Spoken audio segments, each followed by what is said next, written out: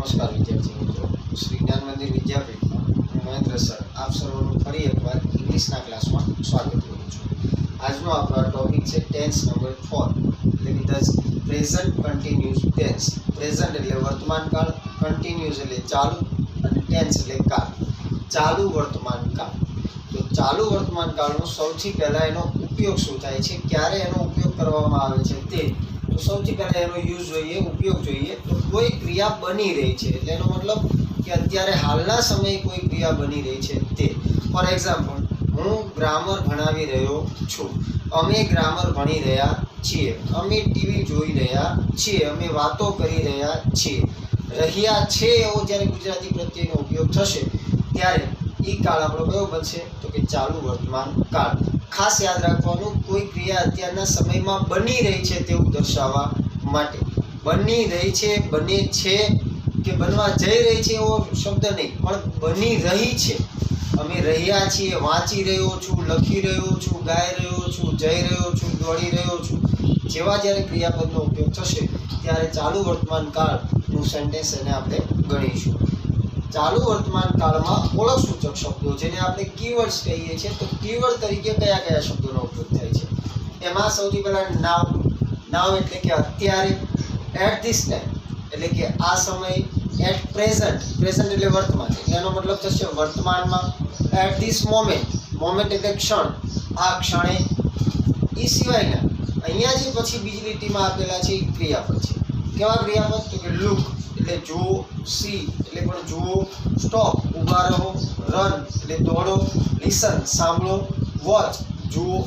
આવા જે ક્રિયાપદ છે એ પણ ચાલુ વર્તમાન કાળની અંદર ઓળખ સૂચક શબ્દોમાં ઉપયોગમાં લેવાય છે. આ જેવા ક્રિયાપદ છે કે look, they are playing cricket, જુઓ તેઓ ક્રિકેટ રમી રહ્યા છે. સી, સી સિંગિંગ, જુઓ તેણી ગાઈ રહી છે. Stop, run, run teacher is coming, દોડો શિક્ષક આવી રહ્યા છે. જેવા ક્રિયાપદનો ઉપયોગ વાક્યની શરૂઆતમાં થાય તો એને પણ આપણે ઓળખ સૂચક શબ્દો તરીકે ઉપયોગમાં લઈ શકીએ છીએ. એટલે ચાલુ વર્તમાન કાળમાં બે બાબત થઈ, એક ક્રિયા બની રહી છે ત્યારે ઉપયોગમાં લેવાય, બીજું આ એના ઓળખ સૂચક શબ્દો. એને ઓળખવા માટેના કે પછી સેન્ટેન્સ બનાવવું હોય તો કયા શબ્દોનો આપણે પ્રયોગ કરી શકીએ છીએ? અન્ય શબ્દોમાં સમય સૂચક શબ્દો તરીકે. તો આટલા શબ્દો તમારી સામે છે. ત્યારબાદ એનો નિયમ એક યાદ રાખી લો કે ટુ બી વર્બ, કે ચાલુ વર્તમાન કાળમાં પહેલી વસ્તુ યાદ રાખવાનો નિયમ કે ટુ બી વર્બનો ઉપયોગ થાય છે. એક વસ્તુ ખાસ યાદ રાખી લેજો કે ટુ બી વર્બ કયા છે? તો એમ ઇઝ આર અને was were. Am is are અને વોઝ વેર અને સાથે શેલ અને વિલ, એ ટુ બી ના ક્રિયાપદ છે. પણ એમાંથી વર્તમાન કાળના કયા છે? તો કે 3. ચાલુ વર્તમાન કાળ છે એટલે એની અંદર એમ ઇઝ અને આર નો ઉપયોગ થાય છે. એટલે ફરજિયાત ચાલુ વર્તમાન કાળના વાક્યની અંદર ટુ બી ક્રિયાપદ એમ ઇઝ આર નો ઉપયોગ થાય છે. કઈ રીતે એમ ઇઝ આર નો ઉપયોગ કરવો? ફોર એક્ઝામ્પલ, અહીંયા વાક્ય રચના મેં લખેલી છે કે વાક્ય રચના શું હોઈ શકે? હકારની. તો કર્તા પ્લસ એમ ઇઝ આર. તો હવે કયા કર્તા સાથે એમ ઇઝ આર મૂકવું? તો એની અંદર જો, જ્યારે તમને સિંગ્યુલર એટલે કે એક વચનમાં આય આપેલો હોય ત્યારે એની સાથે શું મૂકવાનું આવશે? એમ ઇઝ આર માંથી એમ મૂકાશે. જ્યારે ત્રીજો પુરુષ એક વચન એટલે કે હી, સી અને ઇટ હોય તો એની સાથે ઇઝ મૂકાશે. એ જ પ્રમાણે અહીંયા પ્લુરલ આપેલા છે એટલે કે બહુવચન જ્યારે આપેલું હોય વી, યુ અને તે, તો ત્યારે આવશે આર.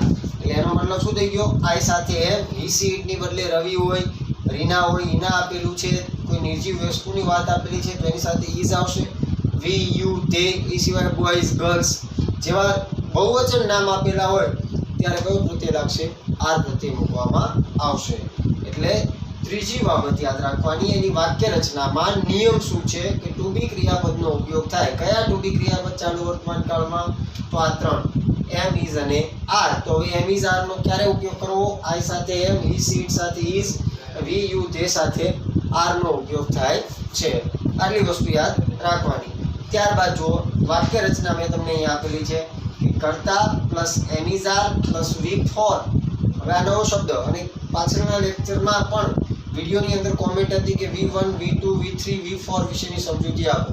આ લેક્ચરના એન્ડમાં તમને એ વાત સમજાવી દઉં છું ડિટેલથી, પણ અત્યારે અહીંયા V4 એટલે એનો મતલબ મેં શરૂઆતના લેક્ચરમાં વાત કરી હતી પહેલા વિડીયોની અંદર. ન જોયો હોય તો વિડીયો જોઈ લેજો કે V4 જેને કહેવાય ing વાળું રૂપ. ing વાળું રૂપ એટલે કે વર્તમાન પ્રુડન્સ જેને આપણે કહીએ છીએ તે, પ્રેઝન્ટ પાર્ટિસિપલ જેને આપણે કહીએ છીએ તે ઇંગ્લિશમાં અને ગુજરાતીમાં કહેવાય એને વર્તમાન પ્રુડન્સ.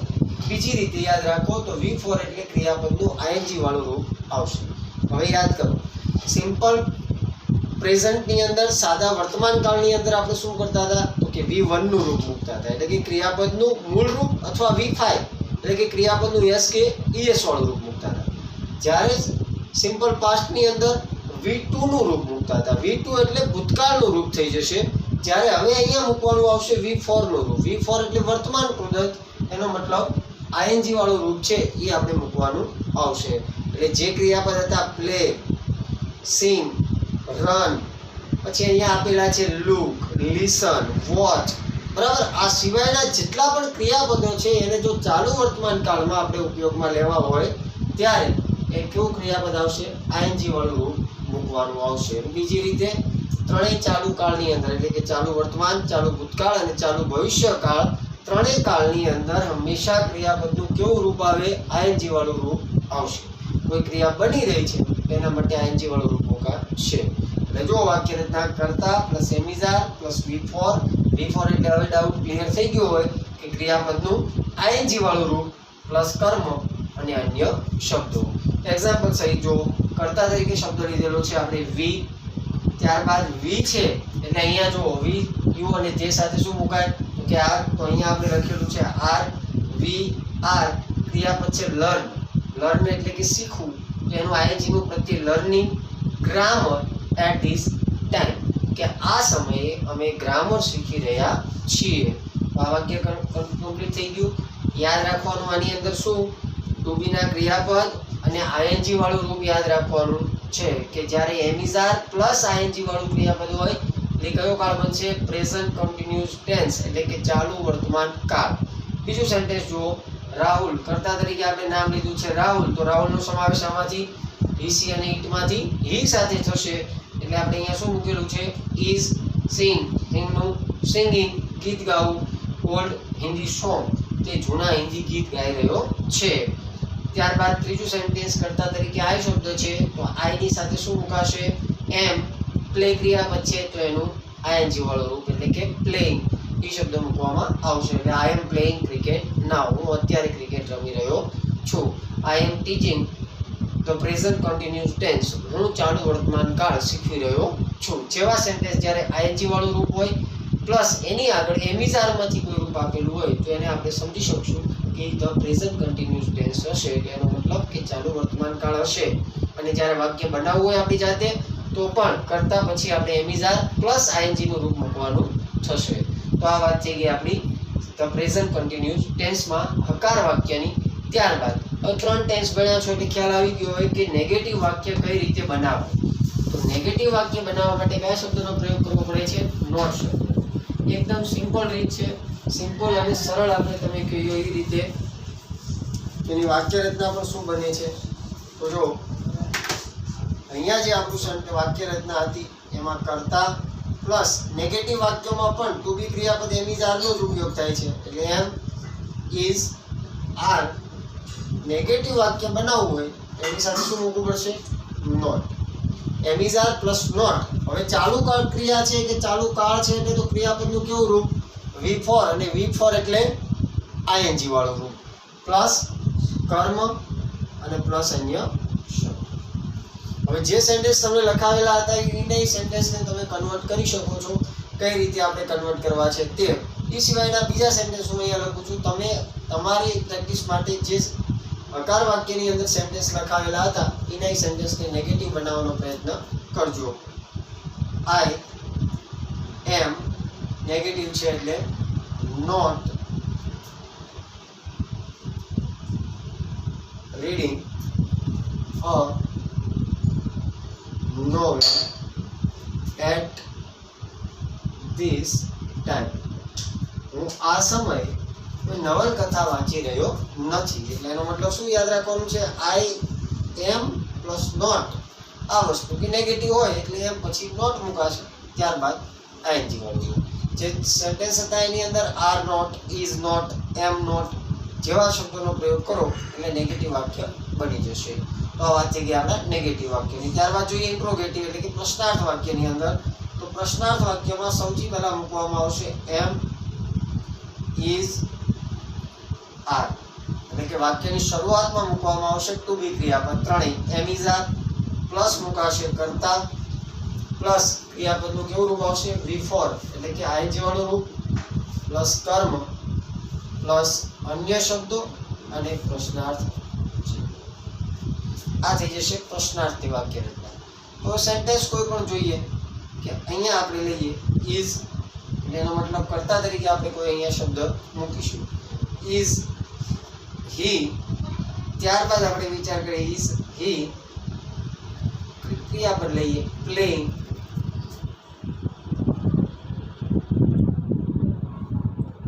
ક્રિકેટ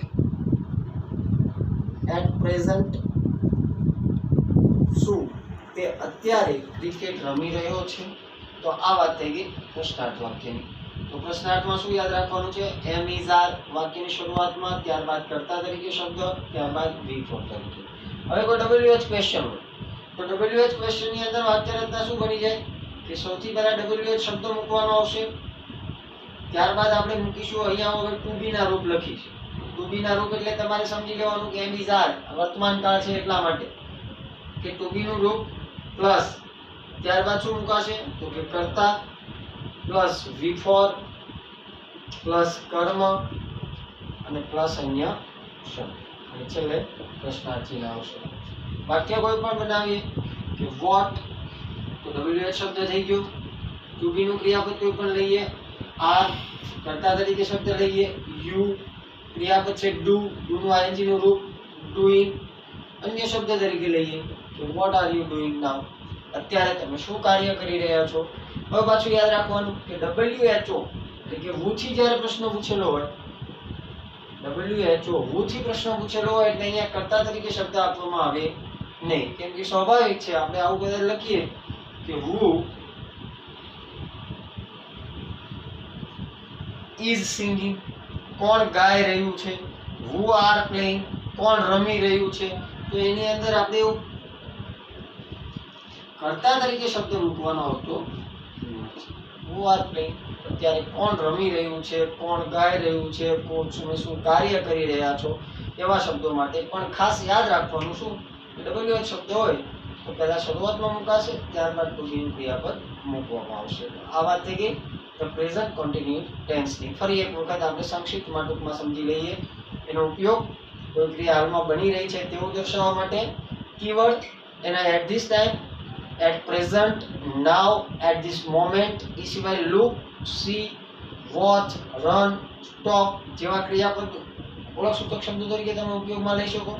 ત્યારબાદ એની હકારની વાક્ય રચના જોઈએ તો કર્તા પ્લસ એમ, ઇઝ, આર એટલે કે ટુ બી ના ક્રિયાપદનો ઉપયોગ થાય છે કર્તા plus am, is, are plus before એટલે આઈએનજી વાળું રૂપ પ્લસ કર્મ અને અન્ય શબ્દો. નેગેટિવ બનાવવા હોય તો એમ, ઇઝ, આર પછી નોટ મુકાય છે, જ્યારે ઇન્ટ્રોગેટિવમાં એમ, ઇઝ, આર વાક્યની શરૂઆતમાં પ્લસ કર્તા અને પ્લસ બિફોર નું રૂપ મૂકવામાં આવશે.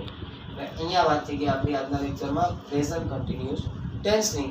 હવે આવતા લેક્ચરની અંદર આપણે ધ પાસ્ટ કન્ટિન્યુઅસ ટેન્સ એટલે કે ચાલુ ભૂતકાળ વિશેની વાત કરીશું. એ પહેલા એક બાબત સમજી લઈએ જે કોમેન્ટની અંદર પ્રશ્ન હતો V1 V2 V3 4 નો એ ક્રિયાપદ વિશે પણ આપણે માહિતી મેળવી લઈએ.